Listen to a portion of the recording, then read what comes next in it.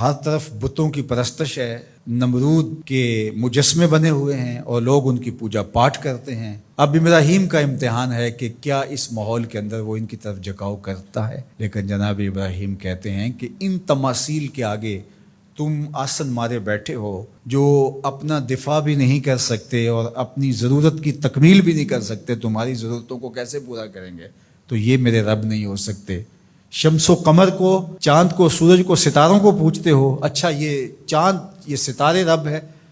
تو جب ڈوب گئے تو کہا کہ جو ڈوبنے والے ہیں وہ میرے رب تو نہیں ہو سکتے، مجھے رب کی ضرورت پڑ جائے، رب ڈوبا ہوا ہو تو مجھے تو وہ چاہیے جو ہر وقت حاضر ہو، تو میں تو اس رب کی پوجا نہیں کر سکتا۔ یہ ان کے شعور کا امتحان تھا اور اس شعوری امتحان میں پورے نکلے۔ پھر اس کے بعد اگلا امتحان تھا کہ وہ اس شعور کو بیان کرنے کی طاقت بھی رکھتے ہیں کہ نہیں۔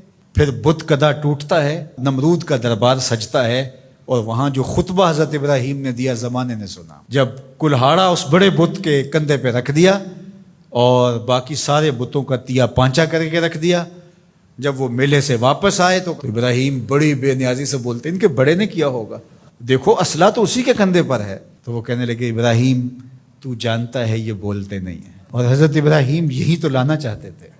پھر جو خطبہ دیا، اف لکم ولما تعبدون من دون اللہ افلا تعقلون، افسوس ہے تمہارے اوپر اور افسوس ہے ان پر جن کو تم اللہ کے علاوہ پوجتے ہو، افلا تعقلون، تمہاری کھوپڑی میں دماغ نہیں ہے۔ اور پھر اللہ کی توحید کا بیان فرمایا۔ پھر اس کے بعد جان کا امتحان آیا، تو پھر جلتے ہوئے شعلوں کے اندر جس طرح ہنس کے داخل ہوا پیغمبر، یہ الگ اور نرالی شان تھی۔ نمرود نے سوچا تھا جل کے راکھ ہو گیا ہوگا چخا میں، لیکن 40 دن کے بعد جب آگ بجھتی ہے تو حضرت ابراہیم انگاروں سے چلتے ہوئے یوں باہر آتے ہیں جس طرح پھولوں پر کوئی نازنین چل کے آ رہا۔ پھر 87 سال عمر ہے، اللہ تعالیٰ پھر حضرت ہاجرہ کے بطن سے حضرت اسماعیل کی صورت میں اولاد عطا کرتا ہے۔ اب اتنی بڑھاپے کی عمر میں اولاد نصیب ہو تو انسان کا جی چاہتا ہے سارے کام کاج چھوڑ کے گھر بیٹھ جاؤں اور میں اپنی اولاد کے چہرے کی بلائیں لوں، لیکن حکم ہوتا ہے اپنی زوجہ کو بھی اور اپنے نو مولود بیٹے کو بھی ایسی وادی میں چھوڑ آؤ جہاں کوئی سبزہ بھی نہیں ہوگا۔ اللہ اکبر۔ پھر اسماعیل علیہ السلام کی ایڑیوں کے رگڑنے سے زمزم جاری ہوتا ہے۔ اب ذرا دیکھیے، ایک ایسا امتحان آتا ہے، اگر کو ہمالیہ پہ بھی ڈال دیا جاتا اس کا پتا بھی پانی ہو جاتا۔ فلما بلغ معہ السعی، جب وہ ان کے ساتھ چلنے پھرنے کے قابل ہوا۔ ابراہیم علیہ السلام خواب دیکھتے ہیں، اور خواب کیا دیکھتے ہیں کہ میں بیٹے کو ذبح کر رہا ہوں۔ فلما اسلما، جب دونوں راضی ہو گئے، باپ ذبح کرنے پہ اور بیٹا ذبح ہونے پہ۔ اب باپ کی آنکھوں پہ پٹی بندھی ہے، ہاتھ میں چھری ہے، 100 سال کا بوڑھا باپ، جبل صبیر کا دامن منع کی وادی، کارکنان قضاء و قدر دم بخود ہیں، شمس و قمر، یہ منظر آج سے قبل انہوں نے نہیں دیکھا تھا، اور سورج بادلوں کی اوٹ میں منہ چھپانے کی کوشش کر رہا ہے کہ یہ منظر مجھ سے نہیں دیکھا جائے گا۔ حوروں کی چیخیں نکل رہی ہے، کائنات تھرا رہی ہے، مالک قیامت آنے والی۔ اور مالک بھی فرشتوں سے کہہ رہا تھا کہ تم کہتے تھے نا کہ سجدے ہم کریں گے، تسبیحات ہم کریں گے، انسان تو دینگا مشتیاں کرے گا، ذرا میرے بندے کی اس ادا کو بھی دیکھو، میرے حکم کی تعمیل پر میرے بندے کی اس انوکھی ادا کو بھی دیکھو۔ چھری کی نوک حلق کے اوپر رکھ کے پورا وزن ڈال دیا، گلا کٹ گیا، خون بہنے لگا۔ ابراہیم علیہ السلام ایک عجیب کیفیت میں، کیا کیفیت ہو سکتی ہے، میرے پاس تو لفظ نہیں ہے۔ اللہ اکبر۔ جلدی سے جو ہے وہ آنکھوں سے پٹی کھولتے ہیں تو دیکھتے ہیں کہ منظر بدلا ہوا ہے۔ بیٹا سمجھ کے جس کو ذبح کیا وہ تو دمبا تھا، اور اسماعیل علیہ السلام پاس کھڑے مسکرا رہے ہیں، اور پاس حضرت جبریل امین بھی کھڑے ہیں۔ یہ اس بات کا عملی ثبوت ہے یہ وہ دمبا لے کے آئے ہیں۔ تو بے ساختہ جناب ابراہیم علیہ السلام کی زبان پر جو لفظ آیا وہ یہ تھا، اللہ اکبر، اللہ اکبر۔ تو حضرت اسماعیل بولے لا الہ الا اللہ واللہ اکبر۔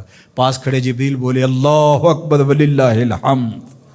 اللہ نے کہا اے ابراہیم تمہاری قربانی کی سنت کو بھی قیامت تک جاری رکھیں گے، تمہاری زبانوں سے نکلے ہوئے جملے بھی مرنے نہیں دیں گے۔ وَنَادَيْنَاهُ أَن يَا إِبْرَاهِيمُ قَدْ صَدَّقْتَ الرُّؤْيَا إِنَّا كَذَلِكَ نَجْزِي الْمُحْسِنِينَ۔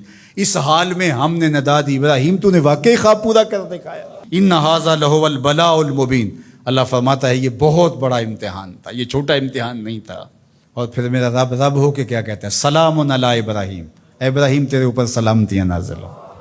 اللہ اکبر۔ پرسوں بھی میں کسی منڈی کے قریب سے گزرا، کہتے ہیں اس علاقے کی سب سے بڑی منڈی ہے، تو ہزاروں جانور، ہجوم محبت، اور سڑکوں پر، گلیوں میں، بازاروں میں، کوئی یہاں گائے لے کے جا رہا ہے، کوئی بیل، کوئی اونٹ اٹھا کے لے کے جا رہا ہے، تو بے ساختہ میری زبان سے یہی نکلتا ہے، سلام علی ابراہیم، ابراہیم تیرے اوپر سلامتیاں نازل ہوں۔ اللہ اکبر۔ اور اس قربان گاہ پر، جس قربان گاہ پر حضرت اسماعیل کو لے کر کے چلے تھے، منا کی وادی میں جبل سبیر کے پاس، وہاں 25 لاکھ حجاج جانور ذبح کریں گے، تو منا کی وادی اس گونج سے منور ہوگی، آواز آ رہی ہوگی، سلام علی ابراہیم، ابراہیم تیرے اوپر سلامتی۔ ابراہیم علیہ السلام نے چھوٹا کام نہیں کیا، بہت بڑا کام کیا، لیکن میرے رب نے بھی پھر جو اعزاز دیا، جو تکریم دیا، عرض کی گئی یا رسول اللہ یہ قربانیاں کیا ہیں؟ فرمایا تمہارے باپ ابراہیم کی سنت ہے، قیامت تک وہ نقشہ ہماری آنکھوں کے سامنے رہے گا، اور لوگ اپنے قیمتی متاع کو اس طرح قربان کرتے رہیں گے۔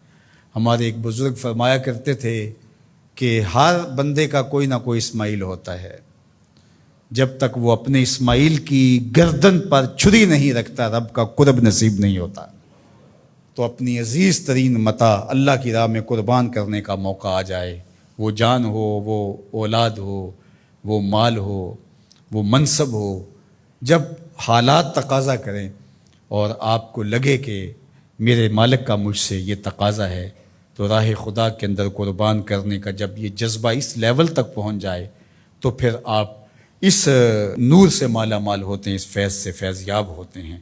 ہمارے لیے یہ واقعات اس لیے رکھے، ہم تو چھوٹے چھوٹے امتحانوں سے ڈر جاتے ہیں، ہمیں بڑے امتحان بھی دینے پڑے تو ہمارے بڑوں کی سیرت یہ ہے کہ ہم کشادہ دلی کے ساتھ، خوش دلی کے ساتھ ان امتحانوں سے گزریں، پھر ہمارے رب کی رحمتیں اور کرم نوازیاں ہمارے شامل حال ہوں گی۔